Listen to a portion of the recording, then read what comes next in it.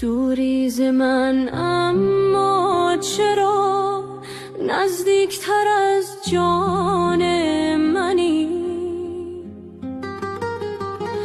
رویای شیرین شبم در قلب ویران منی.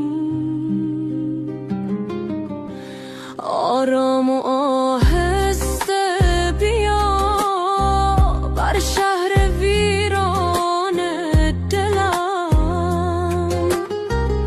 ساز و نوای زندگی در ناب سامان منی.